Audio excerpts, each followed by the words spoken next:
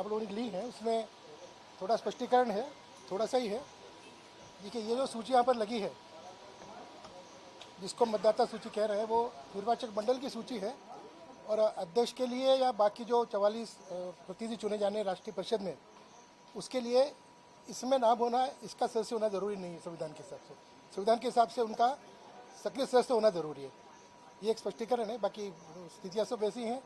तो फिर से आपको बता रहा हूँ कि ये जो मतदाता सूची को हम लगाए हैं, बोल रहे हैं, इस मतदाता सूची में अगर नाम नहीं भी है तो उसका केवल सक्रिय सदस्य होना जरूरी है और वो अर्हता जो रखेगा वो 44 सदस्यों में से सदस्य भी बन सकता है और अध्यक्ष भी बन सकता है। ये संविधान के हिसाब से थोड़ा स्पष्टीकरण मैं आपको दे रहा हूँ। सर, आपके द्वारा ही कहा गया था कि जो हाँ, तो स्पष्ट किया जा सके, वो तो स्पष्ट कर रहा हूँ। देखिए वो मैंने आपसे ये कहा था, थोड़ा आपने सुना नहीं होगा। सामान्य रूप से ऐसा होता है। मैं तो कई उदाहरण आपको दे सकता हूँ। जिससे पहले महापौर चुना आता था तो पार्षद चुनते थे, पर मतलब पार्षद नहीं हुआ करता था। पहले भी जनसंघ के ज़माने में अध्यक्ष चुने जाते थे, तब भी नहीं होते थे सदस्य।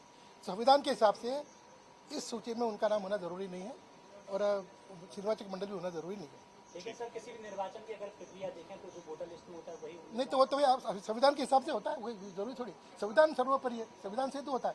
भाजपा के संविधान में ऐसा नहीं है कि उसको इसका सदस्य होना जरूरी है, सक्रिय सदस्य होना जरूरी है। स्पष्टीकरण कृपया आप समझिए।